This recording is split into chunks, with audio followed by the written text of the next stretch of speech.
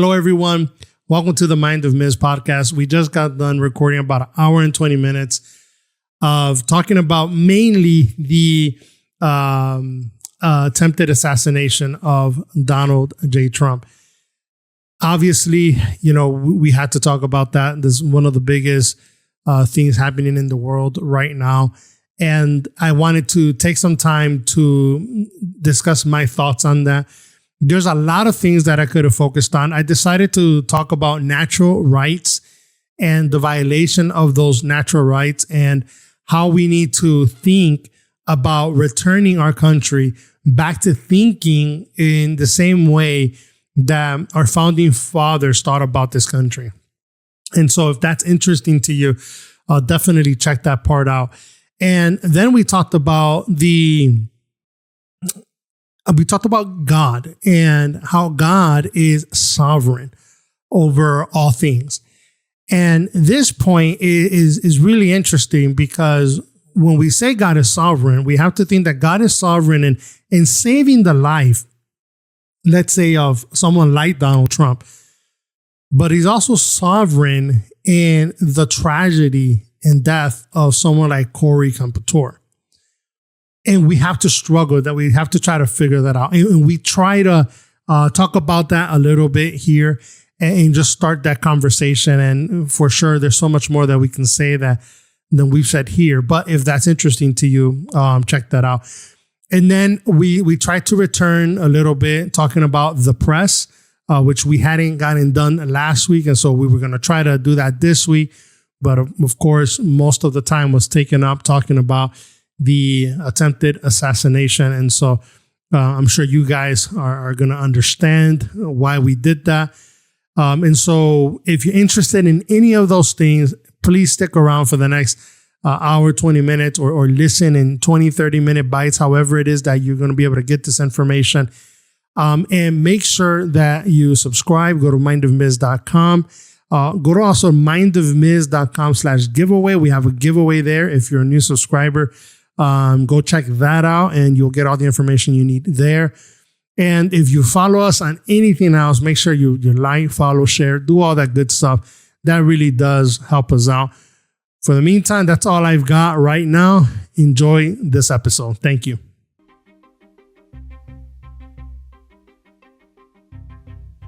All right, everyone. Welcome to the Mind of Miz Podcast. I'm your host, Ms. Rivera. Hope everyone is doing well. Today, we have a couple of things that we want to talk about. The first is we want to address the attempted assassination of Donald Trump. Obviously, that has been the thing that has been really taking over the news cycle, and rightfully so. And there are many things that are being said about it. There's a lot of crazy things going on right now, and a lot of questions that we're trying to answer. And it would be very difficult for me to try and cover every one of those aspects, and without making some sort of mistake, because I don't have all of the information in front of me. But also, I've been trying to think about what do I really want to say regarding this situation. And so we want to take some time here today to do that. And that's going to be important for us to do. The first thing that I want to do, just to kind of get this part out of the way, we have a giveaway. You guys know we're doing the Bill of Rights series, and so we do have a giveaway, and it is this book here. And it's titled "The Constitution of the United States and Selected Writings of the Founding Fathers." I will tell you right now. I think I even have the little ribbon here. This last part of the book, which is just a few pages, that's all the Constitution is. Most of this book is about the Founding Fathers, the Federalist Papers. I think Washington's inaugural address is in here. Things like that are really, really good to read, particularly if you're trying to learn about the history of how this country was founded. That's really important, especially in the times that we're living in today. And the only thing that you have to do to try to get this book, we're doing a giveaway. We're only giving away 3 of them. We're a small operation here, but we're only giving away 3 of them, and we're going to give them away to anybody that's a new subscriber. Okay, so if you want to subscribe, first of all, because you enjoy what we're doing here, but you also want an opportunity to get this book, we're going to be doing drawing. That's what it's called. At the end of 5 weeks, beginning 3 weeks ago. So I think we have another week or 2 left. 1 more week left. So next week, I guess we'll be announcing winners. Is that correct? Okay. So we will be announcing winners next week. So okay. We don't know next week, the week after that. Okay. The week after next week. So in 2 weeks, we will be announcing a winner. Either way, go to mindofmiz.com/giveaway. And you'll see all the information that you need on there. And there's going to be an opportunity there to subscribe so that we can go ahead and know that you are going to be into drawing for that book. Other than that, real quickly here, I just wanted to ask the people that enjoy this program and enjoy what we do here, to please go ahead and help us spread the word. So if you happen to be watching live right now, I would ask if you can either subscribe or like, share, follow. Okay, I'm not really good at remembering which one goes for which, but for those of you that know, you know which one you need to do. So either one. I think on Facebook you follow, on Twitter I think you also follow. I think on YouTube you subscribe. So you get the point. Wherever you're watching, if you're watching, please go ahead and do that. Now, I took some time earlier today to write some thoughts out on what I really was thinking about this whole, assassination attempt with Donald Trump. And I think I wrote some 3,000 words or close to that. And I've just been thinking about it and just mulling it over. And part of me wanted to kind of just read what I had to you all. I sat down with my wife and discussed it. I read it to her. And but we decided that it was better just for the format of what we do here to kind of just speak from the heart. But have a few points in front of me, I guess. So I'm going to try to do that to the best of my ability for a few minutes here. And then I'm going to segue from that into talking about the freedom of the press, which last week we touched on for the full hour. And we weren't able to get through all the notes that I have on it that I wanted to discuss. And so we'll try to finish that today. And the goal is that by next week, we'll be able to look at the Second Amendment. And then, we may speed up through some of these amendments, slow down in other areas. Obviously, there's so much in the First Amendment that, even though it was, I think it was the Third or Fourth Amendment originally. I want to say it was the third. And the first two, I believe it was, got discarded. They weren't ratified, and so what we have as the First Amendment it became the First Amendment, but it wasn't. But ironically, even historians say this. It's almost like it was meant to be, which we're going to be talking about God's sovereignty here today. When we look at the world and the events that happen, and often we wonder, why do things happen the way they do? I want to say that I might say some things that you might disagree with, particularly if you are a Christian. And if you're not a Christian and you happen to listen to this, which is pretty awesome if you do, I want you to understand I'm not trying to knock on Christians with some of the things that I'm going to say today. I'm trying to be as even-headed as I know how to be, as I think about these things, and Well, maybe we should just jump into it so that you guys understand where I'm coming from. The first thing I'll say, in my lifetime, I've never experienced an assassination attempt in any regard. Okay, when it comes to U.S. presidents, I've studied and read about Kennedy. Obviously, assassinations that happened with World War II, World War One, I think it was, or World War II, I believe. Sorry, I'm getting my wars confused there with Archduke Ferdinand, I believe it was. And then obviously you got Lincoln. There's a lot in history that you can go to, and I've never been one to go back and be enthralled by assassinations. Like, I know there's people that are completely enthralled by it. Like, there's people out there that you talk to them about the Kennedy assassination. They know every detail. They know every theory. They know all of that. And it's very fascinating to them. And in part, it is pretty interesting listening to that kind of stuff, but it's never been something that I've been really into. The closest thing ever to my time was Ronald Reagan. And I believe that happened in 81. I think it was March of 81 that happened. And he got shot. I think it was in the stomach. John Hinckley, I believe, was the shooter. And, you have all that information and you don't really know what to do with it because, I was born right after that in 83. So to me, there's nothing there except the stories. And I think the closest maybe was when Bush was in office and someone threw a grenade in his direction, but it landed some 50 feet away and they were behind protective glass. Although there was obviously a threat there, it never got, close to that. And then there was the whole shoe incident thing, right? They threw shoes at George Bush. So that's the extent of it.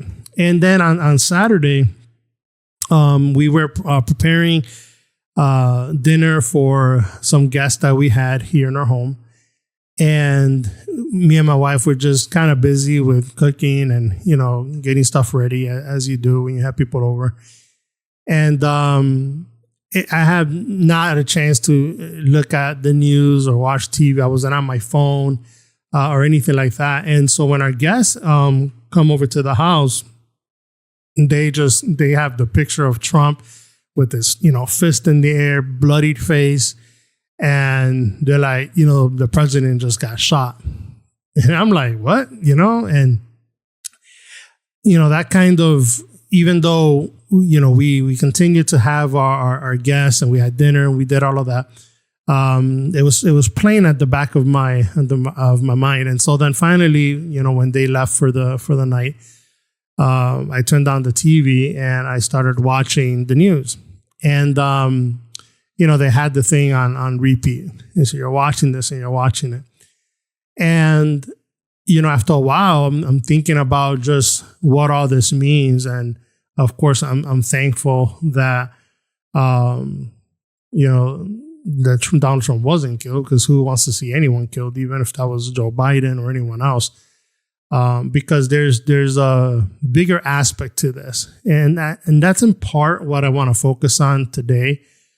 Is the bigger aspect. So my initial reaction was kind of like, oh, that happened. And then I got a bit emotional, and I don't get very emotional often when it comes to things like that. But I teared up a bit, and I was like, man, this is a really big moment. And it made me think about history and how people must have felt when Reagan got shot, and how much more devastating it was for those that witnessed Kennedy's assassination.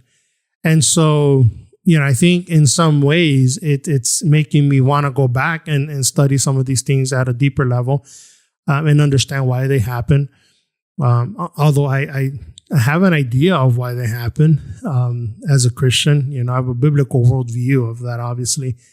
And so that's part of what we're going to discuss here today. But, with everything that gets politicized when it comes to these kinds of things, this is no different. In the RNC is happening, the Republican National Convention, and there's a lot going on there. I've always been one to watch these conventions. If I have a chance to sit down and at least look through them or hear some of the speeches, I try to do that. And, it's interesting because there's a part of you that, especially if you like Trump, let's say, there's a part of you that is feeling, very patriotic, and you want to, lift up the flag and all of that good stuff. And, I'm a patriot. I would consider myself a patriot. I love this country. I believe that I take my office of citizenship serious. And the more I learn, the more serious I want to take that. And which is actually one of the reasons why we're doing the Bill of Rights series anyways. Is because election season is coming, and sometimes we look at our friends and the people that are in our inner circle, or maybe not inner circle, I shouldn't say that, because that wouldn't be true, but people that are in our circle of influence, I think is what I meant to say. Our subscribers and people that listen to us and that I dialogue with once in a while, email back and forth, maybe something like that. Often when it comes to the topic of politics, we don't really want to get into that. That's usually what I hear. And I was having a conversation with someone who lives in Chicago, close to me, and this person was telling me, I don't get into it. But when I pushed further into the violence that's in Chicago and what's going on and some of the policies that are happening, they had an opinion. And it was a fairly strong opinion. And for someone who was saying, I'm not really interested in the politics, well, you have very strong opinions for someone who's not interested in it. And I think sometimes people just feel powerless. But when you study the Bill of Rights, let's say, you study the Constitution and you read the words that our founding fathers wrote and the framers, you come to understand that they had a almost completely different idea of what government should look like. And when they say that the people should be, the government should get its power from the governed, from the people, they really meant that. And everything that they built, that they framed, the way that they framed it, was with this idea. And that meant that the office of citizen, was really important. The people had to be involved. And so when you lose that, you're only involved once every few years, in the presidential elections once every 4 years, then you tend to kind of lose your way a little bit. And I'm, I was thinking about this the other day. I'm not the kind of person that wants to constantly be thinking about politics and all of that, because it can get very divisive. And so you have to constantly kind of go in and out of it in some ways. And when you're out of it, you should be in the Word of God. And I think that helps you balance things out. So just understand that I'm coming at you with a biblical worldview as I'm trying to think through these things, but I'm also trying to address politically some of the things that we're seeing. When the shooter, and that's what I'll be calling him here, or the would-be assassin, you might hear me say that as well. When he took those shots, it unmasked, I think, something in America that, as far as I can tell, is not really being addressed. And it's not being addressed from the political side as much as it should be, I think. And it's definitely not being addressed that I see on the Christian side. Now, maybe I need to, make better Christian friends. I don't know. Maybe I need to follow better Christians on Twitter or something. Not that I follow a lot of people, but I'm going to talk to you from what I've seen. Okay. And by doing that, I'm hoping to maybe start a conversation with you And if you disagree with me, then let's communicate. Let's see where we can agree. And so, this is the internet, right? Everybody can participate and be a part of it. And so we welcome that here at the Mind of Miz Podcast. So, but what I'm thinking about is immediately I think about natural rights.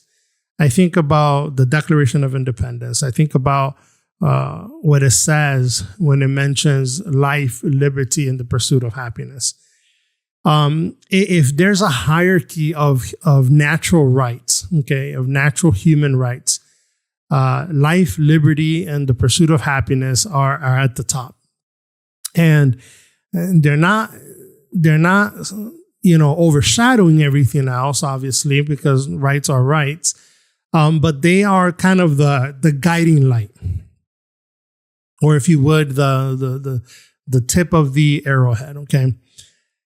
Why? Well, there's a sanctity about life, and I would say even there's a sanctity about liberty.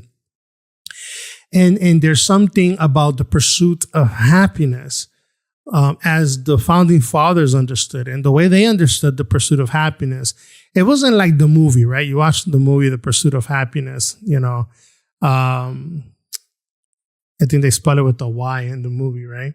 And the idea you get is that if you just work hard enough and go into an interview with, paint on your face or something like that, and just so happen to get this amazing job and just so happen to kind of push through all the pain that you might go through and have success, particularly monetary success, then that's the pursuit of happiness.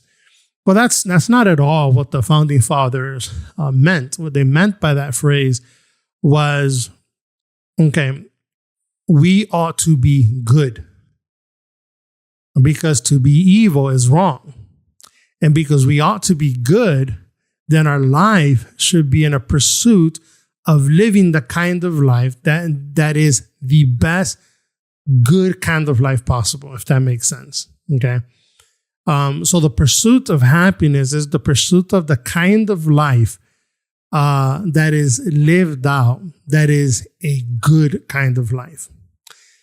So when we look at this young man who was the would-be assassin and nearly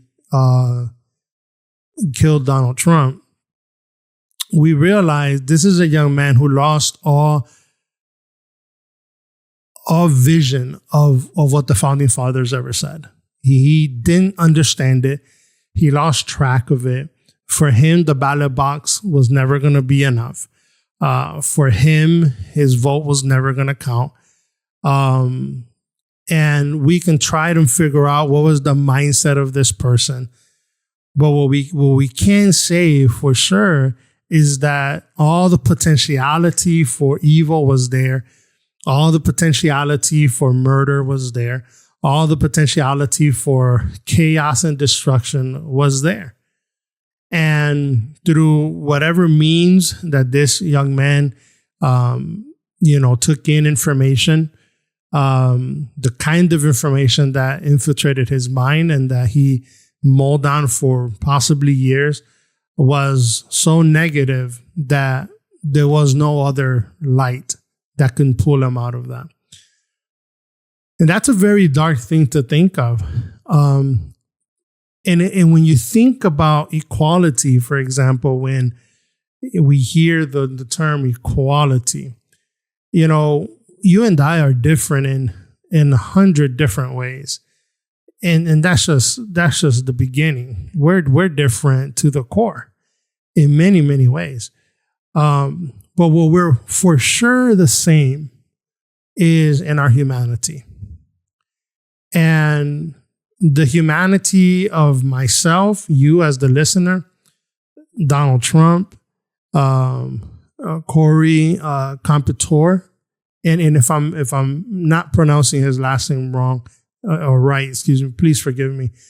I did go and try to see how all the anchors and everyone else was pronouncing it, and I believe it's Competore. So, but all of these people the shooter, they have one thing in common. They're humans.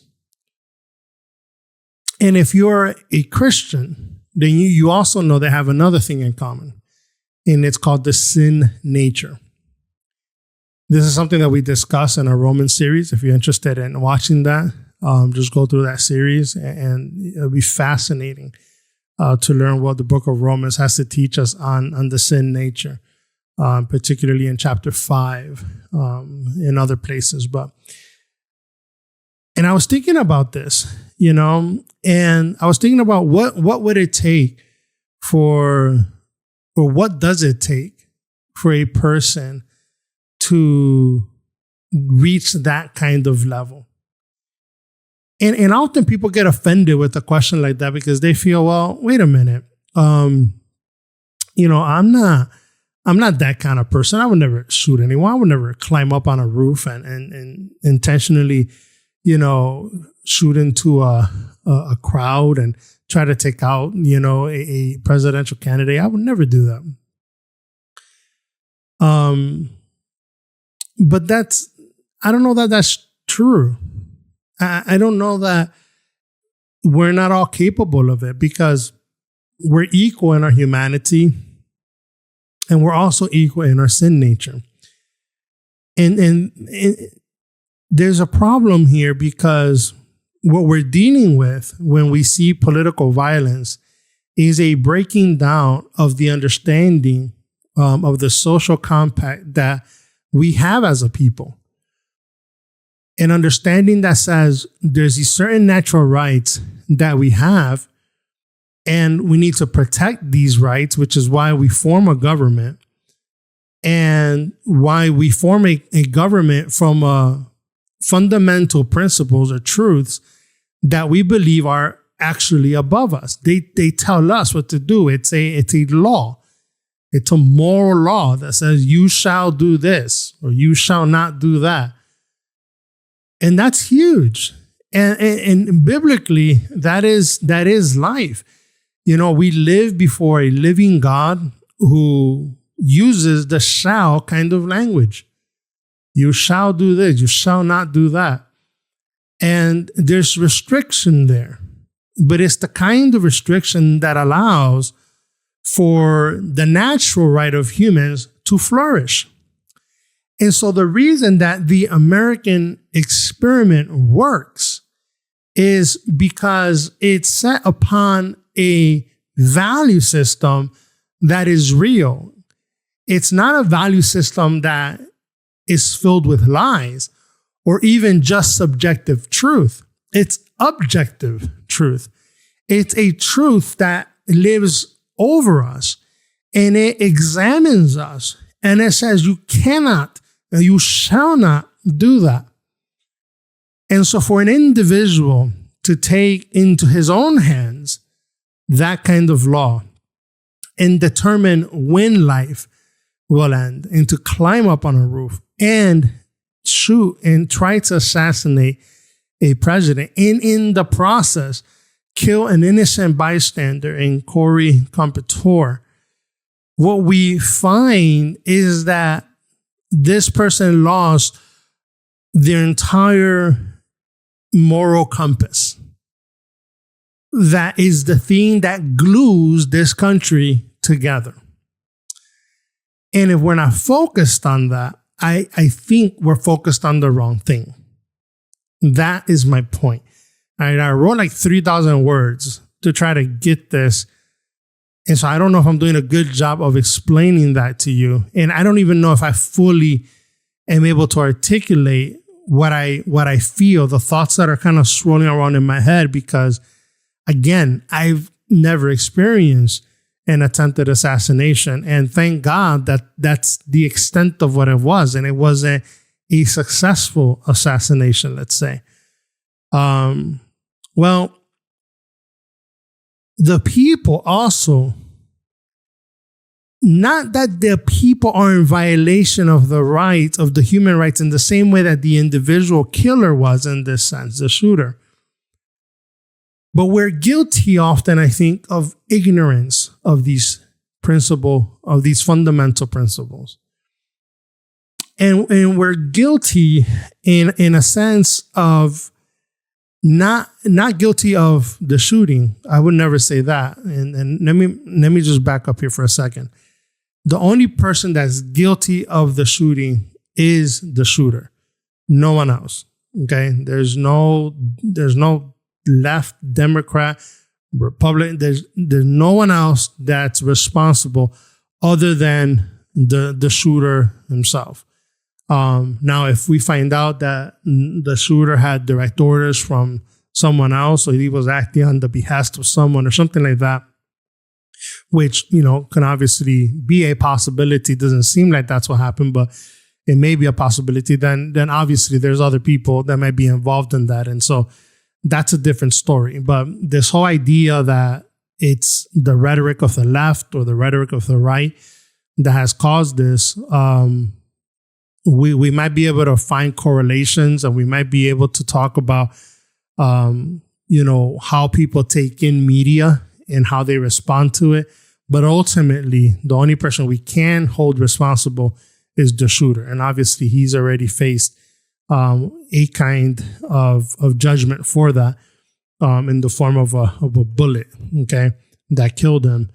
And he'll have to meet his maker, God, and deal with that as well, which again, it's not something we often think about or maybe even like to think about.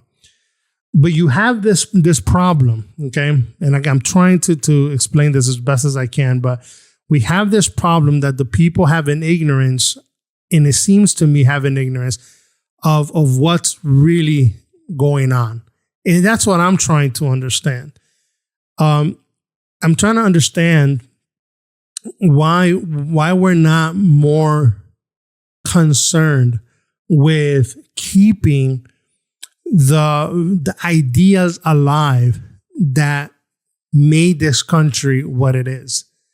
The ideas that are found in our Constitution, in the Bill of Rights, and our Declaration of Independence. And if you read through the writings of the early fathers, these ideas that formulated this republic are ideas that we take for granted often because we don't go back enough to them to at least remind ourselves. And I think it would be good for the public, the people, to go back to the roots, let's say, to the original language, and then extrapolate from that and look at where we're now and see how far we've gotten away from that in the spirit of whether it be equality or whatever it might be. Because a lot of the divisions that we have are often based on a very selfish, self-interested concept, whether it be homosexual rights, abortion, anything like that we're seeing particularly come from the left, but also the things that come from the right, the unwillingness to stand on the truth, let's say, of what life is. So we take an issue like abortion. Some people will say, well, you can have an abortion before this many weeks or only in these kinds of situations. And then you have others that are way more lenient and they say, no, it could be up to 9 months or something like that. And we tend to, the person who's okay with an abortion, let's say at 6 weeks, tends to feel so much more righteous, when they look at the person who says 9 months, because they feel like, well, I'm more righteous, right? But if we were to go back to the constitutional language, okay, I'm not even going to the Bible yet, just constitutional language here, which, it is going to have biblical overtones in it, but talks about life, liberty, and the pursuit of happiness. Well, if you're destroying life at 6 weeks or 9 months, let's say, does it really matter? Where is your righteousness coming from? And so in some ways, what I'm afraid of, I guess, is the movement that I'm seeing happening as I'm watching the Republican convention is this: we're right. We stand on the right. Not politically speaking, although that's true, but we're right. We're good. We're on the right side. We're God is on our side. Look what God did. Look how God saved. He's on our side. And it's almost like that self-righteousness that, by the way, the Democrats suffer of that just as much. So one of the things that I wrote is anytime any of our two major political parties feel they have the higher moral ground, right? A white cop shoots a black man, and all of a sudden the high moral ground goes to the Democratic Party, right? And they're just riding that wave. And they ride it as far as they can until they can catch another one. And I feel like now with this attempted assassination and everything that's happened, that the Republicans are going to want to ride this wave. But the cause may have been, let's say, this attempted assassination. But what's the impetus behind it, the force that's pushing this, I think, is a form of self-righteousness that we have to ask ourselves, wait a minute. Am I really right?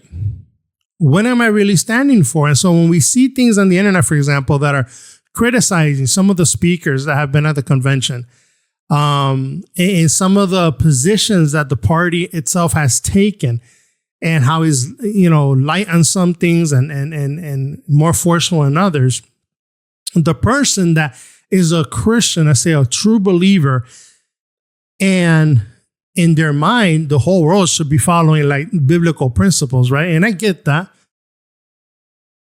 If you ever read Jonathan Edwards, Jonathan Edwards wanted people to he wanted the whole world converted, right? He felt like that would be the perfect world. And of course, when Christ is reigning, that will be the perfect world. But we have to understand that's not the world that we live in. So I get the sentiment where people are upset about what they're seeing in the party. What I'm trying to do in some ways is I'm not advocating for a Christian nation. I've already had this conversation with you all. But I am saying, wait, but if we go back to what the founding fathers said, clearly they wouldn't take some of the positions that are being taken right now by people. And so in some ways, even though I'm thankful, obviously, that the President Trump is alive and doing well, and that he averted what could have been a catastrophic injury or death, most certainly death. And if not death, then a catastrophic injury. Minimally, I would assume, with the shot, if it would have got him in the back of the head the way it looks like it could have gotten him, it would have been a horrifying thing and a horrifying scene. And it would have probably, steeped this country into some horrible civil strife, if not war. We don't know. We don't know, right? And so we have to thank God that God is the one who's sovereign over all of these things. And so the point I'm trying to make here with natural rights and the violation of these rights, it's that let's not make it political. Okay, let's not take this opportunity to say, well, Trump will win now. And if you want Trump to win, there's not a problem with that. Of the two candidates we have, I've said this before, he is the better candidate. He's not the best candidate, but when was the last time we ever put our best candidate forward? Maybe with George Washington. I don't know. It's hard when you look back to say, was that the best candidate? And so some people might get angry because they're Trump supporters, or whatever it might be. I'm aware of the situation where we're in. I'm aware that right now, that the way the Democratic Party is leading this country is in the most perverse way that's ever been done before in this country. And I'm not that old, right? I'm in my 40s now. And so, my observation only goes back, 40 years. And, the first 10 of those, I was probably too busy playing around, enjoying myself as a kid to even pay remote close attention to what was going on in the world. But as an adult, I've seen shifts happen, major shifts happen in society that I never would have dreamed of in some ways. But when you study it and when you look into it and you think about it, it makes sense because people are moving so far away from basic constitutional language, constitutional principles that we find in our founding documents. And so there has to be education. There has to be a working back to having kids, instead of them learning all these other crazy things they learn about, social, humanism or whatever it is that they're learning, CRT, all this nonsense that they're teaching, kids right now, taking them to the basic principles of what our founding documents say. But we want to do away with that. We want to reinterpret that. We want to change it to some extent. And so there's a problem there. And it's most evident when you see someone who acts in a violent way for political purposes. Because political violence is all over the world, right? It's always happened. It still happens today. Clearly, we just saw it in our own country. But there's also political violence in the riots. Let's say that happened a few years ago, and the streets were on fire all across America. We saw forms of violence even on January 6th, where violence broke out there, and the worst of us, was shown, and people busting in doors and windows and trying to get in the Capitol and being disruptive in that way. These are things that when you see these things, you have to say, wait a minute, how did our founding fathers deal with this? And when you find the documents of how they were dealing with these things, they weren't being violent. Why? Well, they had just fought a Revolutionary War. And so they knew what death was like. They had just experienced it. They experienced political violence for them to get their liberties.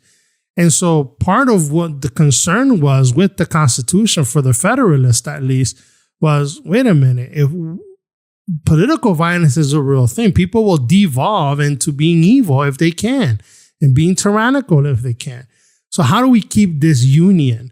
And so they had to check the powers, and this is what they did. And I don't have time to get into all of that, but we have a problem when our kids, okay, I think this young man was 20 years old. If Zuli want to verify that, but I think he was 20 years old. That's a child. This kid just graduated high school and clearly does not understand our founding documents. Clearly doesn't understand what America is. Okay, he simply didn't understand that. He's not the only one like this. Now, that doesn't mean we're gonna have thousands and millions of shooters on rooftops all over the United States. I don't think that's gonna happen, obviously, but we're gonna keep devolving until we start looking back. And maybe call me old school here, but I am a believer in looking back into the past to pull out lessons and learn. Old wisdom is a good thing. There's hardly any good new ideas. Okay. All right. The other thing that I want to touch on here, and I went way too long on that, so it is what it is. I guess I'm, like my wife said, I'm speaking from the heart. The other thing that I wanted to touch on was the sovereignty of God. And I want you to think about this, because this is a thing that I've been thinking about. for a large percentage, let's say, of Americans, most people would concede, or at least that group of people, which I believe I believe it to be a large group of people, maybe even in the large majority, let's say, would say, even if it's just throwing their hands up, would say that was God. You know, and whether it was that Trump turned his head at the last minute and the bullet went right, just grazing his ear, or whether it was because, you know, he was going off script for that moment and turned his head, or whether it was because he was going to look at the, you know, graph that he rarely ever has a graph anywhere. Whether it was, you know, some wind that blew at that right time, or whether it was that the shooter was distracted by the screams or a cop coming up a ladder behind him, or whatever it was, we can try to figure these things out. But I think we can also say God saved his life. And I think you'd be right to say that. And God is sovereign over that. And I think most people would be okay with that. Where most people won't be okay with is saying the same thing about the innocent life that was lost. In this case, Corey Campetor. Was God sovereign in his death? Well, you know, this is where people kind of start getting a little, well, you know, man, and this is tough, because what I'm seeing out there, and I'm just going to be blunt, there's a lot of people posting stuff about a flag furled in the wind looking like an angel. And the angels were there and they saved Donald Trump. And, you know, St. Mary was there. And apparently with, you know, shell casing and all, diverted the bullet from, you've seen those memes out there, right? You've seen, or whatever they're called, pictures with words on them. I call them memes. I don't know if that's what they're called, but, you know, diverting the bullet away. So I've read other stuff where there was a 7 mile per hour wind, 7 being the number of perfection. Ooh, you know, 7 mile per hour wind.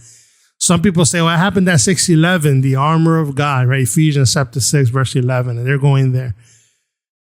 And I'm sure there's probably 100 other different things, nonsensical, that are being bantied about. And I was talking to this about my wife. I'm like, well, if St. Mary was so nice enough to divert the bullet from hitting Trump, why didn't she go stand next to Corey Campetor and do the same thing? And that is where you start seeing the problem. When you logically start thinking through what you're actually saying, you start saying, well, where was the 7 mile per hour wind that diverted the bullet for Trump, but not for Corey? You know, what happened there?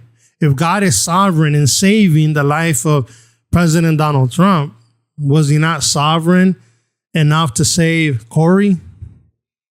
Well, dropping all the nonsense, sign, you know, seeking people and mindset that just, again, takes the base part of the, you know, I think I read it one time, somebody called the alligator portion of your brain, you know, it just kind of like, well, you don't really think much. You just kind of like, that's your first thought and you're going to go with that.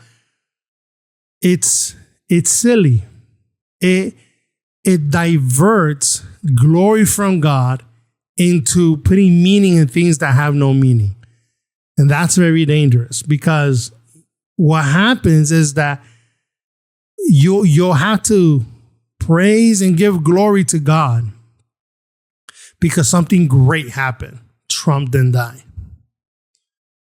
And we could do that. But at the same time, God is sovereign over both things, life and death. And so as a Christian, I look at this, and as far as I know, from the facts that I've read, the reports, let's say, that I've read, Corey, and when we pray for his family, his wife, and I believe he had 2 daughters, and it's tragic, you know. to go to a rally and then come home a widow and come home fatherless. Like I can't even imagine what that feels like. And so the point that I'm trying to make here is, as I think about these things, I think about the shooter and how he represents what we would call in theology the reprobate. The person who clearly just, as far as we can tell, had no fear of God, no reverence towards God, no love of Christ in his heart. A man who was after his own appetite, wanting to do what he wanted to do. And then you have Corey Campetor on the other side, who's as far as we can tell, we've read and seen, was a man that went to church, that loved God, that was a believer. And so I'm going to go with that, okay? And that's he is a believer. He was a believer. And he gets the reward of heaven. Gets shot, gets killed, tragic, but his reward is heaven. And then you have Donald Trump, who's among the living. And the Bible describes these things very clearly to us. It describes those that are in death, that are either reaping the reward of salvation or reaping the reward of wrath or the consequence of wrath. Those are two real realities that are happening right now somewhere in the universe. Corey is in the presence of God if he was a believer, which by all metrics that I've understood, he was. And the shooter is in hell. Now, we have to think about these things in this way because we're talking about the sovereign God who's above all these things. But then you have the one who's among the living. That's Donald J. Trump, who, according to the Bible, has every hope of heaven if he accepts the Lord Jesus Christ as his Lord and Savior. He knows that in his heart. We can judge the fruit, and there's a lot to fruit there to judge, I guess you can say. But the lesson that I want you to get out of this is, well, where are we at? Well, we're among the living, aren't we? And we've just experienced the decay of simple, well, maybe not simple, but forthright, understandable, in print, constitutional, fundamental principles that were forgotten, ignored, and even worse, were attacked. They were blatantly attacked. Because when you attack in this political way, you're also sending a statement of what you believe about this country. If chaos occurs when we do that, what do you think happens when we ignore this, the Word of God? It's much worse. See, the worst thing for the shooter wasn't just that he got shot and killed, as tragic as that is, because that's a human life, okay, that got lost through whatever means that happened. It's that there's an eternity now that has to be lived in agony and suffering under the wrath of God. And here we are trying to say God is sovereign. We glorify God. But the adulation, the worship seems to be going to Donald Trump. Seems to be going to the man. And the efforts now seem to be going to the man, to putting the right people in the office that we want. Because we want to win this election. Now, this is not me going against Donald Trump. I voted for the man twice already. So I'm not against Donald Trump at all in any way, shape, or form as a person or even as a candidate. If we have no other candidates, if we have better candidates, I would vote for the better candidate. But what I'm trying to get us to understand is there are forces that are moving beyond this because God is sovereign. And for us to simply state things like, well, the bullet missed them because it was 7-mile-per-hour winds or Ephesians 6 or whatever it is, without actually thinking that through and only saying those things because, man, this is a great result. We got that iconic picture. We're good. And let's ride this wave out. And then what? What happens then? Everything's just going to click together and everything's just going to happen, right? People will just fall in place. And so there's a deep concern here for me personally, as a believer, as a Christian, but also as an American, that we're missing the lessons that we should learn from this. And I'm not the best guy to articulate these things. Maybe there's someone out there that's understanding what I'm saying and can maybe articulate it in a better way than I can. But it has to move beyond the political, beyond the now, beyond November, okay? Into saying we have to start teaching our children, our young adults, and taking them back to, at minimum, constitutional fundamental principles. Now, as a Christian, I say go further than that. And clearly, if you see my channel, you would know that I'm all about the Bible. You know, I want people to come to the saving knowledge of Jesus Christ. But I don't want to be gimmicky about it. I don't want to tell people, look, 7-mile-per-hour winds. See, that's why God is real. What? Because the simple argument to that is like, well, what happened to the 7-mile-per-hour wind when the bullet hit Corey? And your argument is done for immediately.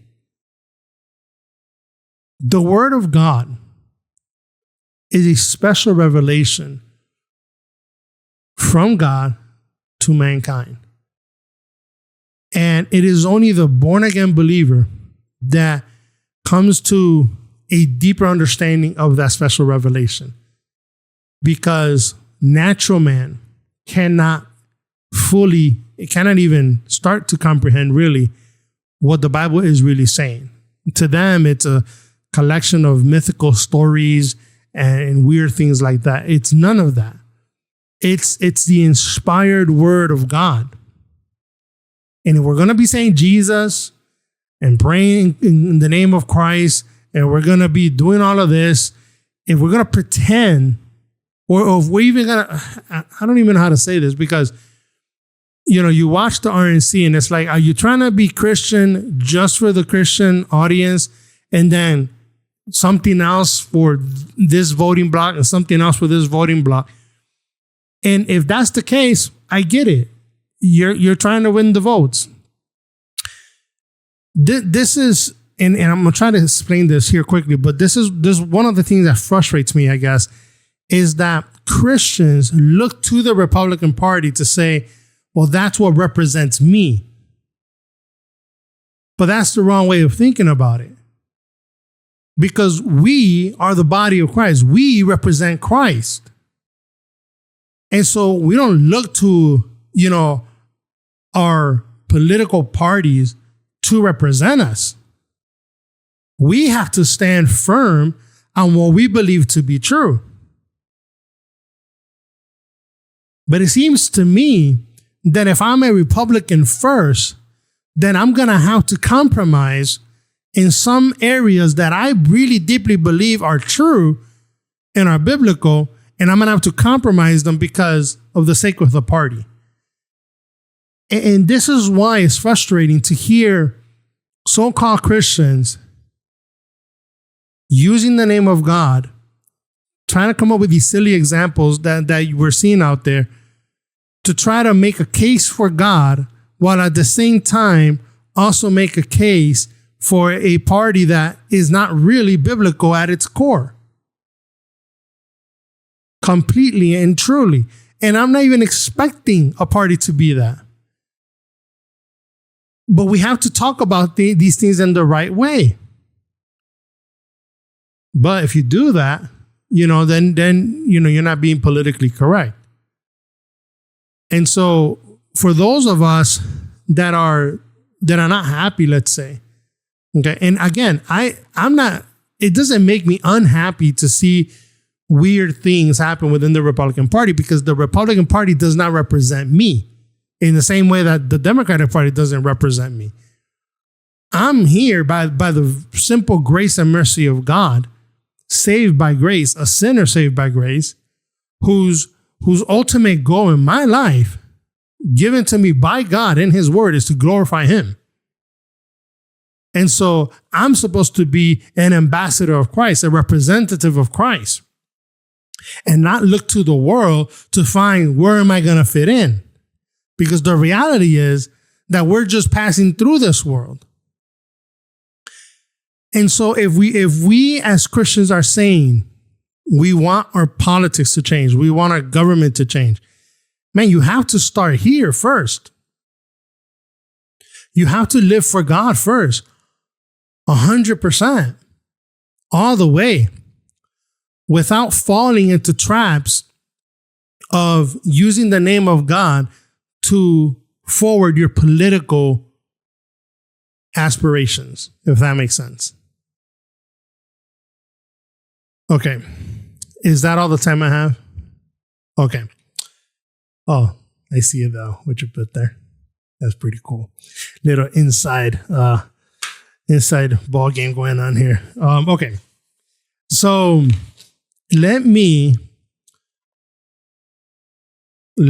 talk a little bit about this whole press situation, okay? Because those are some of my thoughts that I have on, or at least some of the things that I'm thinking about. Hopefully some of that helps you. You understand that. If you want to dialogue with me about it, I'm more than happy to do that, okay? But and if you want to know how to contact us, mindofmiz.com/subscribe, and we'll reach out to you, and then you can email us and you can contact us through there. Okay. Well, last week we talked about the freedom of the press, and this week we have to touch on this, even if it's just for a few minutes here. So I don't know how much time I have here in just a second. Is that it? Okay. So the press, when this story first broke, okay, with the assassination of the attempted assassination, excuse me, let me get my words right here. The assassination of Donald Trump, the attempted assassination of Donald Trump happened. When that broke, we also saw a breakdown of what our press should look like. Because some of the headlines that were coming out on some of these networks was just baffling to me, because it was clear what was happening, and we all have eyeballs. If you look at what was happening, you would know there were shots fired. You would know that Trump was rushed out. You would have seen the blood on Trump's face. You would have been able to put, 2 and 2 together and figure it out. And for whatever reason, these headlines are just beyond the pale in some sense. And the reason I want to talk about this is because we're talking about the press, okay? And the press, the job of the press, we talked about this last week, is to give people, okay, give them the facts, and give the facts in a truthful and meaningful way. So as I read these headlines, you tell me, are these facts, first of all, and are they being told to us in a truthful and meaningful way? So the first one is from the Washington Post, and this is something they had up on their website Trump leaves rally after loud noises erupt. Okay. So here, the implication, right, is that Donald Trump left on his own. Trump leaves rally, right? Yeah, like he just stormed out, like, like a loud baby crying, and he just didn't like it, and he just left. Like, what happened? Right? But we know that the Secret Service rushed him on stage and then rushed him out. So they jumped on him. Okay. They told him to get down. He's getting down. They jumped. You can see this on the video. And in my head, I'm like, I know they watched the video. Right? I mean, somebody watched the video, and I'm assuming they watched it multiple times before they printed something like this. So why would you Trump leaves rally after loud noises erupt? And someone would argue, well, it's a fact. There were loud noises that erupted, and Trump left. Okay, you want to play games? Is that what we want to do? Because that's playing a game. So I'll give you the fact, but here's what you forgot to do. You left out truth and you left out meaning. And this becomes meaningless because when you find out that what actually happened was an attempted assassination, this headline is a meaningless headline. And it's not truthful as to what actually happened. Here's another one. This is from CNN. Secret Service rushes Trump off stage after he falls at rally. Well, here, the fact is told truthwise first, right? Secret Service rushes Trump off stage. That actually happened. But then the reason that is implied is because Trump had fallen. And if you follow the news, you know that, President Biden has tripped up and fallen several times, and it's never good. And we've all heard Trump talk about how, he's very careful going down, wet slopes or anything like that because he doesn't want to fall because he knows they'll have a field day with that.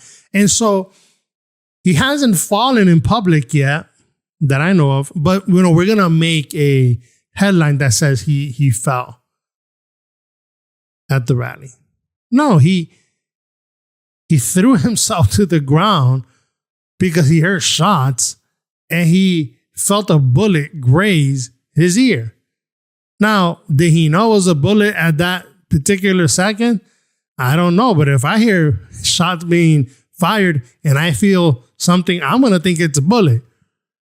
People were saying that it was the shattered glass from the teleprompter, and at the end you could see the teleprompters were perfectly intact. It's silly. It's not, again, this has a fact in there. Secret Service rushes Trump off stage, but it's not told in a truthful or a meaningful way. This is another one I have here from Forbes. Will surviving gunfire be Donald Trump's next appeal to black voters? Think about that. Will surviving gunfire be Donald Trump's next appeal? Now, the fact is there, right? He survived gunfire. But then is it told to us in a truthful and meaningful way? Well, no, because the meaning behind the attempted assassination is a political one, right? And it's a moral one. And it speaks, again, like I was saying, to what we know about our founding documents and what we stand on and our natural rights and all of that. So there's a meaningful way to describe what's going on here, but that's not what they do. They're trying to set it up as if now Donald Trump is going to use this horrible experience that happened to him to get black voters. Well, why would they even say that? What does that mean that Forbes thinks about black voters? I mean, we can go down the rabbit trail and this is what we want, but you can see the point of what I'm trying to make here. Let's move on because I don't want to get stuck on that. And then there's another CNN headline here. Here's this one. It says, Trump injured in incident at rally. Now, it's factual, right? Trump got injured. Well, there was an incident, and it was at the rally. So it's factual. That's good. But it lacks meaning. Why? Well, it simplifies the assassination attempt, doesn't it? Look at the word here. It says incident. Trump injured in incident. So the word incident, right, is simplifying the assassination attempt. Because when you go to identify, what's the first question you're going to ask? Well, what was the incident? Well, they tried to assassinate him. And most normal people would say to you, well, why don't you just say that? Right? Why not just say what you actually mean? And so they leave the meaning out of it. And then, of course, Trump was shot is simplified by the word injured there. Trump injured. What was the injury? Well, a bullet grazed his ear. It's like, oh, so he almost got killed. And so there's ways, even and just so you don't think I'm knocking on CNN and left-wing media here, even Fox News put major security incident breaks out at Trump rally in Pennsylvania. Again, major security incident. Well, what was the incident? What was the major security incident? Oh, it was the attempted assassination. Nothing about Trump being hurt here on this one. So it maybe doesn't sound as egregious, but again, you get the point of what I'm trying to say here. So what we do know then is that there's always going to be, right, some form of dishonesty or something like that in the press. But we have to be able, as the audience, when we're seeing and hearing these things, we have to be able to say, well, that's wrong. That's not how we should be addressing that situation. And we need to be clear about those things. We need to be very clear about them. All right, so I wanted to put that out there so that you can kind of understand, what we're talking about the press and why it's important for the press to actually do their job and do it right. Now, last week, we left off in talking about the people must have access to the publishing power of the press. And we talked about how the press is controlled by large corporations. And it happens to just be only a few of them, right? You think about CNN, Fox, MSNBC. And so there has to be an access point that we have to be able to have to it. And I was thinking about this, even earlier, because me and my wife were talking about, what's the true story that's going to come out? And, you'll have President Biden saying something along the lines of, hey, let's wait till what the FBI has to say. And we all kind of scratch our heads being like, well, I don't know that I trust what the FBI is going to say on this. And so that got me thinking about, these departments that are, and a lot of them are bureaucratic in nature, and how they are part of the press because they're consistently putting out, their version of the story. So one of the things that came out, and some of you may be familiar with this, but the Secret Service, the head of the director of the Secret Service, her last name is Cheeto, I believe. What's her first name? I can't remember her first name for some reason. It just left my brain. But and this is the thing that's going all over the internet. They talked about there being a slope on the roof, and that was a security concern. And so everybody is making a joke of this and a mockery. Kimberly Cheeto is her name. And so Kimberly Cheeto has now inserted herself in some way into the press, into providing information. And so she also has a responsibility to the people, particularly, at the high position that she's in, to give facts that are both truthful and meaningful, in a truthful way and in a meaningful way. And these are things that we're just not getting.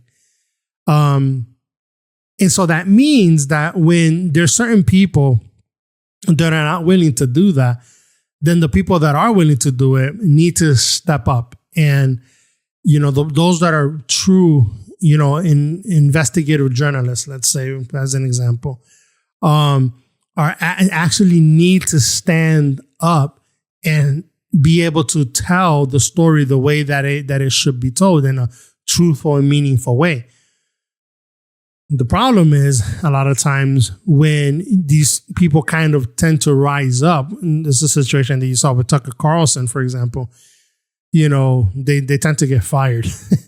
and one of the blessings that we have in the world that we live in today is that there are alternate forms of media. And so I think this is kind of where the audience has to be more selective in what press we're actually going to consume. To give, all your attention to just one network was probably not the best way for you to be the most informed. But at the same time, that doesn't mean that if I want to go to CNN, let's say, not that I ever would do this, but let's say if I wanted to go to CNN and say, hey, you have to run this report that I wrote and y'all need to air it, and you have to air it, because I have a right to freedom of the press. Well, they don't have to do that. Okay. And that's unfortunate, because when these companies decide that they're going to have a particular editorial bent on both sides, it does tend to kind of create echo chambers, I think. But, at the same time, private companies are able to do certain things like that. But if the people were to understand, and this is, again, going back to us educating ourselves as people, if we are to understand that the press should be free, we should want then, and we should demand from the press to get factual, truthful, meaningful information. Okay. And that's really important. And so, sometimes, when people do give meaningful, truthful facts, sometimes they're run off these platforms. And we're going to have to then, figure out a way to try to make sure that we're giving a voice to those people that want to speak the truth and that are willing to speak the truth, even if you disagree with it. I'm going to move on because we touched a little bit on that last week, so I don't want to stay on that point too much. There was something that I did want to touch on last week that I didn't get a chance to, and I'll probably wrap up here with this thought. Is in the question as I was studying about the freedom of the press was, is the press too big? Is there just too much media out there? Is the internet way too much? Do we need to just cut back some? Well, we might have to cut back some in what we intake as individuals, probably. There's studies out there, particularly with young people who are exposed to too much media. And again, media is anything and everything that provides some kind of information. That's going to include, again, the news, newspapers. Okay. It's going to include movies, books. Okay. We talked about this in the first week. So we have to let's think more broadly than just, like CNN or Fox. So is it too big? Not really. Because part of the problem, or part of what's made media so big is technology. It's made it faster too. Okay. But the solution to that is not less. It's not less media. It's actually more of it. And when I thought about this, it sounds in some way sort of counterintuitive, right? You're like, man, there's way too much information. Well, here's some more. And you're like, well, no, I want less. But actually less information is bad for you. You want more input, but you just want good quality input. And that's where some of the problem happens. And so this is where we as the audience, when it comes to the press, we have to be very, very, maybe analytical is the right way, but we observant. have to sift, right? You have to sift through this so that you can understand. You have to read between the lines. You have to check the sources. You have to, I always, when I'm reading an article and they're writing this article about a report, and this happens on so many news sites, they say they'll give you a big hot headline, right? That comes to a conclusion. And then you start reading the article and then they have a link to the report. And I always go to the report and I print it out. Sometimes we run out of ink and paper because I print so much stuff out. And I'll sit there and I'll read it. And sometimes I read it on my computer, but I prefer reading on paper. And I'll read it. And so many times this happened to me where I read a report and I'm like, how did they get that headline out of that? Like that has nothing to it, that they ignored all these other points that the report had to say. And it's really sad. And so you have to think about what you get as candy, right? To just kind of have some fun. But then you have to be like, okay, I have to feed myself something nutritious now. And that's going to be digging a little bit deeper. And it's going to take a little bit more effort, but it's going to be worthwhile because you're going to be better informed. One thing that I would say here too is think about your media and you're taking in information in way of books. Books are a lot more useful, way more useful than you would imagine. Because you can learn something in a book that can stick with you for a lifetime. And that's usually not true about news. Usually other than learning about an event that happened, usually, you're not getting anything that's really heavy or poignant, right? That just sticks with you. But in a book, you do tend to get that a lot. And then books also have, bibliographies, note sections that lead you to other, sometimes even better books. And so a good way to get a lot of information is to read a lot, and books in particular. And you don't have to read the entire book. Sometimes you can go to the section that you're interested in about the book, the main topic, and usually there's a chapter or two in there that'll deal with that particular area that you're looking for. And you can read those 2-3 chapters and go to the notes and find other books that talk about these things. It's very useful to do that. And so, no, it's not too big. You want the options that we have. That's something that we want. So you want to be informed, and when you start making decisions, you take, for example, any of these woke companies, right? That decided they were going to go woke or go broke and started going broke. Some of them, you really started seeing them, turn back from their ways in some to some capacity, because at the end of the day, a lot of these companies are dependent on the reader. They're dependent on us to consume whatever it is that they're giving us. And so we have to be very aware of that. I'm probably going to have to not even be able to finish this whole thing that I have in the press because I have a lot more pages here, but I'm running out of time. So maybe what I'll do is maybe I'll put all this on a blog and I'll throw up in a blog.